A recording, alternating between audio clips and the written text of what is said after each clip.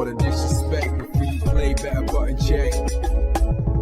Button check. What is up, Butt Check family? Welcome back to yet again a second episode of Checking These Buttons. Hope you guys enjoyed the earlier one today. This is kind of a continuation of that one, but we also got another hot debate that just happened, so we's about to unpack. Chapters down below, sub button. I don't know if I already said that, but either way, we got a lot going on. We's about to finish this day right. I believe Blink Respawn is still going on by the time I'm recording, so if anything, I'll cover that tomorrow sometime. Without further ado, let's check these buttons. Let's go. All right, now into the first set of updated technical difficulty Blink Respawn buttons that needed to be checked. So earlier today, we posted about Punk and a lot of other pros that are actually at the tournament speaking out, saying their experience was pretty bad. Overall, they said the community's nice, the tournament is hype, but as far as the setups, the gameplay, they're like, this is pretty bad, to the point that some of us are thinking about not even coming back next year.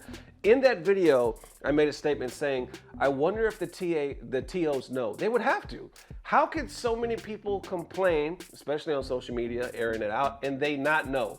I would assume by now somebody would have talked to somebody, but when I looked on their page, I hadn't seen a statement. I also said I'm not surprised that we don't see a statement yet because they're busy running matches and everything. Everything's still going on. But now we actually have confirmation that they are aware and they're apologizing. So it starts right here. Dual Kevin actually kind of went into it. So he posted this saying, I placed 33rd today. Haven't been feeling my gameplay recently. Something's got to change with my training prep for a big tourney. TOs also came up to me and apologized for the setups. Appreciate their words and still hoping for changes for standardized setups within the CPT. There you have it. This was posted earlier, late last night. So he was first talking about his elimination. He has to change his prep. He's not happy with his results lately, but then goes into the TOs also came up to me and apologized for the setups. Appreciate their words, but I'm still hoping for standardized setups within the CPT. So obviously they know. Now we have confirmation. They're like, yo, we see what people are saying. We see that they're unhappy, but at least they're going out of their way to apologize and accept responsibility. And that's the main fucking thing. As long as they got that down, everything else can be fixed. But I do like I said in the last video once again, that a lot of people are saying, we like the community. We like the event. A lot of people are very kind, showing us a great time. It's the fucking technical difficulties. It is the setups. So if we can get past this, then it's all good. So from there, I'm not sure if they'll make an official statement, but if they do, I'll be sure to keep you guys updated. And as far as the final results for Street Fighter and whatnot, more than likely we'll cover those tomorrow. Anyway, how y'all feeling? Let me know. All right, next up for them, EVO used to feel like one legendary event, but it doesn't anymore. Buttons that need to be checked. This one was super interesting, not because of the topic. We've talked about this before, but because it was started by none other than Arslan Ash. He just posted this yesterday. We've talked about it before, but there's new angles and people are still always gonna feel some type of way. Let's unpack. Right here, Arslan posted this saying, EVO used to feel like one legendary event where the whole world came to compete. Now with 3 EVOs for next year, it's slowly losing that prestige. I miss the days where there was only one EVO, one champion, one moment that defined the year. That has almost 4,000 likes.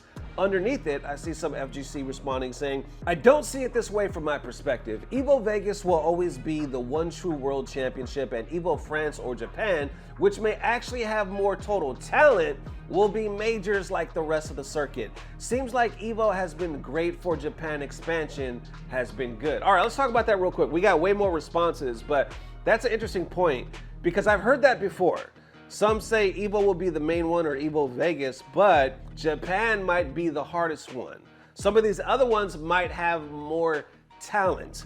But if you have that perspective, if you really believe that, doesn't it take away from the point of EVO Vegas being the true one, being the main one? Because how could you be the true one and the main one if you don't have the most talent? If it's not the hardest? You know what I'm saying? The lines become blurry. And don't get me wrong, I understand the argument because it's in Japan. A lot of those players can't travel. A lot of players can't travel, period, right? That was the whole argument of expanding EVO in the first place. And like I said, we'll get to that in a second. I would like to believe, let me know if you think I'm far-fetched. I think I've said that as well. I think I said that EVO Japan and others as well is probably the hardest. But thinking about it, now I'm like, wait, does it really make sense? Can we say that EVO Vegas is the main one and the biggest one, yet others are harder?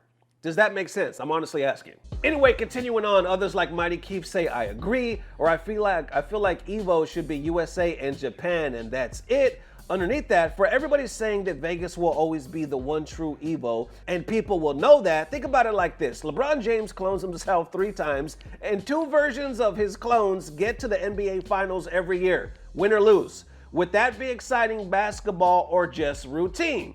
And then Logan underneath it wraps it up saying there's only one EVO World Championship. Then I see Damascus weighing in saying, understandable to be honest, the way I see it, EVO Las Vegas is the big legendary one.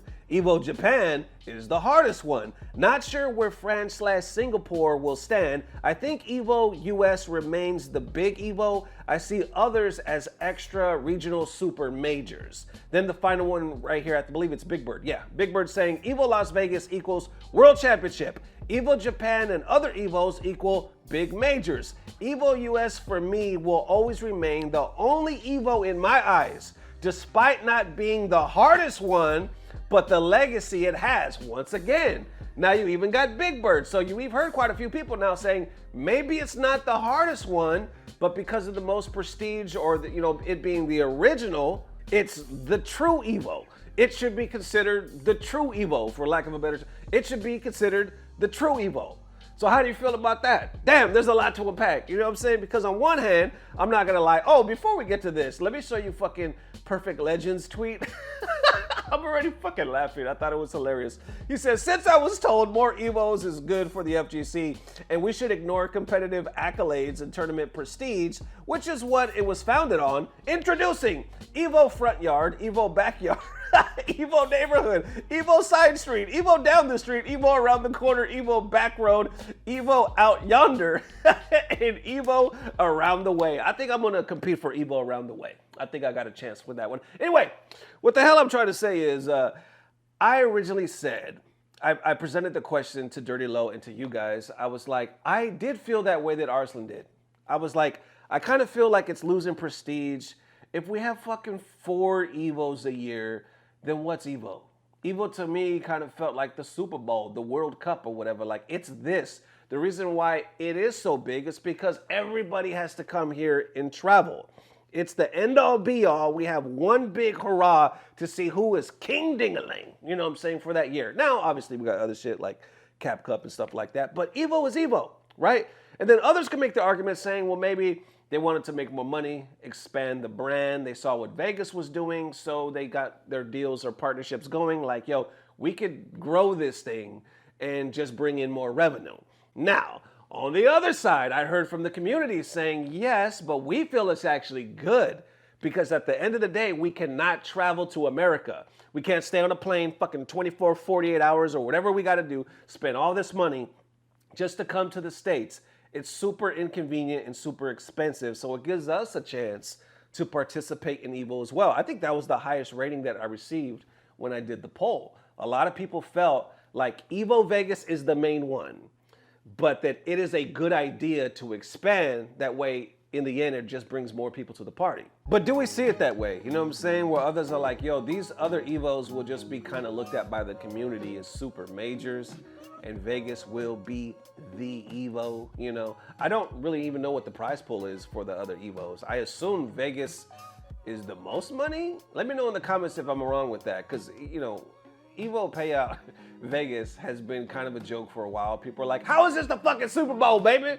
And we getting paid peanuts. I mean, we've covered this multiple years. The money now, you know, seems to gradually be going up. You know, the numbers are growing and stuff, bigger sponsors, but that's a whole other debate. What I'm trying to say is, let me be real. Let me be 100% fucking transparent. I do feel bad in a way because I'm like, yes, other EVO expansions are a good idea because like you guys said, it just gives other people a chance to participate. Who doesn't want to be able to say, I went to an EVO? That's fucking amazing. I won an EVO. I competed. That's possibly a once-in-a-lifetime thing or opportunity to do. And if it's just in one location, you might not ever get there. Now, in saying that, let me talk about the greediness. I don't know if you want to call it selfishness or whatever, but there is still a part of me there is still a part of me that wishes though that it wasn't 4 EVOs. I wish that we were able to label it something else. You could still have EVO, but maybe EVO Major, EVO fucking Super, whatever you want to call it. You know, EVO Around the Way, EVO Backyard, you know, whatever you want to call it. It could be considered the extension, but there should just be one fucking main EVO. Now, at the end of the day, the community, we could all say that, right? Because you kind of see it here. They even say, maybe it's not the hardest, but it is the one prestige legendary OG EVO, and that is Vegas. But I would like it to be official.